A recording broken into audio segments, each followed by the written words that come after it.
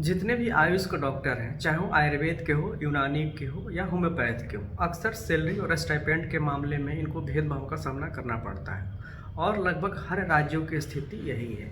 जब भी सैलरी देने की बात आती है तो हमेशा डिस्क्रिमिनेशन होता है और एलोपैथिक डॉक्टरों को सैलरी और स्टाइपेंड दोनों ज़्यादा दिया जाता है और आयुष के जो भी डॉक्टर्स हैं या रेजिडेंट्स हैं या इंटर्नी हैं या फैकल्टी हैं, उन सबको कंपैरेटिवली जो है सैलरी और स्टाइपेंड कम मिलता है। और यह भेदभाव हमेशा से चलता आ रहा है। इसके पहले भी बहुत सारे कोर्ट केसेज हुए हैं और उन सब में यही बात सामने आई है कि कभी भी आप पैथी के आधार पे सैलरी में या जो भी सर्विसेज हैं, जो भी बेनिफिट्स हैं, उसमें आप भेदभाव नहीं कर सकते। और उसको लेकर जो है सुप्रीम कोर्ट भी कई बार गाइडलाइन जारी कर चुका है। लेकिन बार बार हमेशा यही देखने में आता है कि सुप्रीम कोर्ट के गाइडलाइन के बावजूद राज्य जो है अपने स्तर से बहुत ज़्यादा इसमें भेदभाव करते रहते हैं।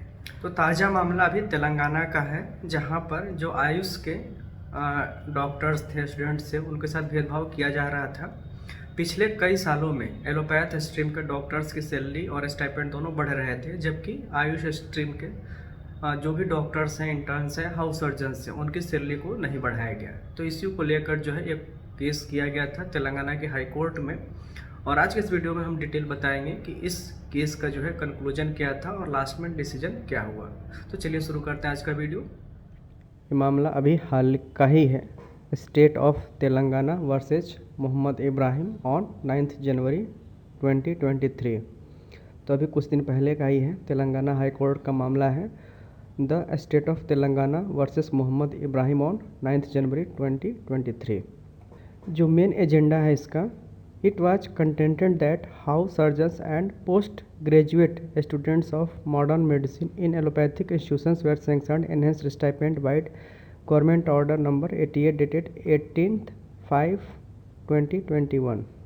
यानी कि जो एलोपैथी के हैं, मॉडर्न मेडिसिन के, उनके हाउस सर्जन और पोस्ट ग्रेजुएट स्टूडेंट्स को जो नया वाला आदेश के तहत जो है उनको जो पैसे मिल रहे हैं, स्टाइपेंड मिल रहा है, वो बढ़ा हुआ मिल रहा है। The petitioner has stated to be postgraduate doctors and house surgeons of Ayush department and has been rendering services in different hospitals. Respondent number 1 has accorded sanction for enhancement of stipend with effect from 1 January 2002 to 31 December 2003 and from 1 January 2004 to 31 December 2005 to the internist postgraduate students house surgeons of Indian medicine and homoeopathy department and 50% on par with the allopathic department. तो ये था। उसके बाद इसमें है कि जो modern medicine के हैं post graduation super at 50% once in every 2 year. तो जो मॉडर्न मेडिसिन के हैं, डेंटल कॉलेज के हैं, उनका जो स्टाइपेंड जो है हर दूसरे साल 15% बढ़ जाता है। फिर अगला जो पॉइंट है, petitioners has been receiving the stipend irregularly, यानी इनको जो स्टाइपेंड है वो भी रेगुलर नहीं मिलता है। Also requested the government for enhancement of stipend to house surgeons and postgraduate student of Ayush department on par with the house surgeon of allopathic department। उसमें ये भी मांग रखी गई थी कि जो इसमें पैसे मिल रहे हैं, स्टाइपेंड मिल रहा है, वो भी जो है उनके बराबर किया जाए with effect from 1 January 2012।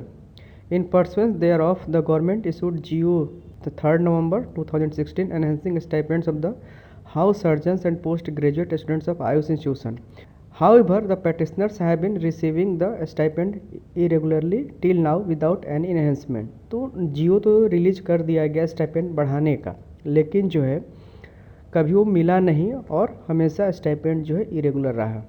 It is submitted that AYUSH hospitals have been treated as isolation centres. जो इन्होंने अपनी बातें रखी कोर्ट के सामने कि जो भी आयुष हॉस्पिटल में है वो कोविड के काल में लेवल 1 और 2 में जो पेंडेमिक चल रहा था उसमें इक्वल आपको वो दिया गया, वर्कलोड दिया गया। The petitioner and house surgeons and post graduate scholars of house department are equally performing their duties regularly and sincerely on par with allopathic house surgeons and post graduate scholars. तो इसमें भी इन्होंने बताया court को कि जो भी duties assign की गई सेम ड्यूटीज़ थी जो एलोपैथ स्ट्रीम के थे और आयुर्वेद के आयुष स्ट्रीम के थे, सबको ड्यूटी असाइन भी की गई और सबने ड्यूटी सेम वैसे ही की। The government has utilised services to the petitioners to the maximum requirement on par with allopathic doctors. However enhancement of stipend for succeeding years 2016 to 18 and 18 to 20 for allopathic doctors is continuing. तो इसमें बताया गया कि इतनी duties के बाद भी जो एलोपैथ के डॉक्टर्स थे उनकी स्टाइपेंड तो बढ़ा दी गई हर दूसरे साल पे जो 15% था, लेकिन आयुष डॉक्टर्स का जो है डिनाई कर दिया गया कि ऊपर के जो भी बेनिफिट्स थे हर 2 साल पे जो सैलरी इंक्रीमेंट था स्टाइपेंड वो नहीं मिलेगी। इसके लिए जो गवर्नमेंट ने अपना काउंटर सबमिट किया था, submitted by Telangana Ayush PG doctors and house surgeon for enhancement of stipend. तो इसमें क्या कहा गया कि इन फैक्ट पे scales of allopathic are different from Ayush department. Doctors of allopathic departments are drawing scales as per UGC norm. जो allopathy के doctors उनको UGC नॉर्म से सैलरी मिलती है, जबकि आयुष डिपार्टमेंट के जो डॉक्टर है उनको स्टेट स्केल के हिसाब से सैलरी मिलती है। The daily out patient and in patient cases, इसमें बहुत सारे आप पढ़ लीजिए, इसमें हम समरी बता देते हैं कि जो गवर्नमेंट ने काउंटर जारी किया था, सबमिट किया था, उसमें था कि एक तो सैलरी का स्ट्रक्चर अलग है, जो एलोपैथी के हैं उनको यूजीसी की सैलरी मिलती है और जो आयुष के हैं उनको स्टेट के स्केल मिलते हैं। दूसरा उन्होंने कहा था कि there is no comparison between the allopathic house surgeons, और जो भी है जो उनकी ड्यूटीज़ है वो काफ़ी डिफरेंट है। इन्होंने कहा कि एलोपैथी में जहाँ हज़ारों मरीज़ देखे जाते हैं, आयुष में केवल कुछ सैकड़ों में मरीज़ देखे जाते हैं। फिर अगला जो पॉइंट रखा गया था गवर्नमेंट की तरफ से कि परफॉर्मिंग इमरजेंसी ड्यूटीज़, जो एलोपैथ के हैं इमरजेंसी ड्यूटी करते हैं, इंटेंसिव केयर में ड्यूटी करते हैं, suturing of wounds, tapping of fluid, central line intubation, फिर मैटरनिटी, पोस्ट सर्जिकल, तो ये सारे प्रोसीजर्स करते हैं, जबकि वर्कलोड जो है आयुष डिपार्टमेंट के पास बहुत कम है। और एक और था कि there is no rule in health medical and family welfare department which mandates equal stipend to AYUSH institution on par with allopathy. दूसरा है कि स्टेट में कोई ऐसा रूल नहीं है कि एलोपैथी के बराबर ही आयुष वालों को भी सैलरी या स्टाइपेंड दिया जाए। इसके बाद कोर्ट ने एक पुराना केस है जो कि सुप्रीम कोर्ट में था, नॉर्थ दिल्ली म्यूनिसिपल कॉरपोरेशन और मिस्टर राम नरेश के बीच में, उसमें कुछ केस चला था जिसमें सुप्रीम कोर्ट ने ऐसे कमेंट किया था कि केवल जो है पैथी को लेकर आप भेदभाव नहीं कर सकते। तो उसको भी इस डिसीजन में, जो यहाँ पे डिसीजन लिया गया था निर्णय, इसमें कोट किया गया था कि the classification is discriminatory and unreasonable since doctors under both segment are performing the same function of treating and healing their patients.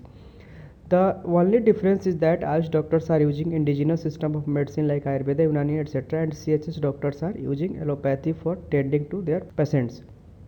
Therefore, such unreasonable classification and discrimination based on its would surely be inconsistent with Article 14 of the Constitution.